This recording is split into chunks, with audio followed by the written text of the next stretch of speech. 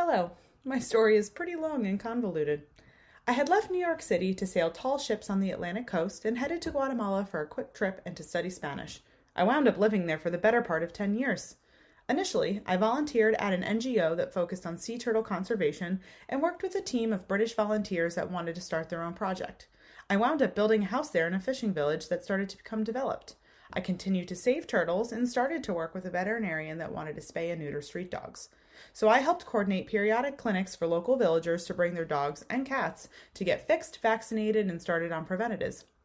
He also started testing for heartworm and discovered it to be endemic to the area. Meanwhile, I had become a compulsive rescuer and foster, eventually finding homes for 15 dogs and cats. I coordinated sea turtle festivals and tried to kickstart ecotourism in the area to create jobs and a sustainable living for myself. I had two beautiful dogs who loved to run down the beach at the end of the day and play in the water. There was a mass stranding event on the beach where so many sea turtles were appearing sick or dying. We worked with some veterinarians who specialized in rescue and rehabilitation, and I was wanting to learn more in that area to be useful in wildlife conservation.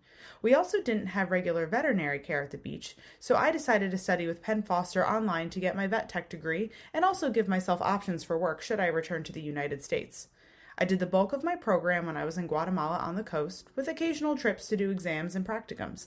I also did some summer stints in Alaska on a small cruise ship as a naturalist to pay the bills. It took me almost 5 years, on and off, to finish the program, and by then I had returned to the States to do my final practicum and continued working as a tech from there. It took an additional 3 years for me to get it together to apply for my license and sit for my exam, and I managed to test during the COVID lockdown. At least I had lots of time at home to study.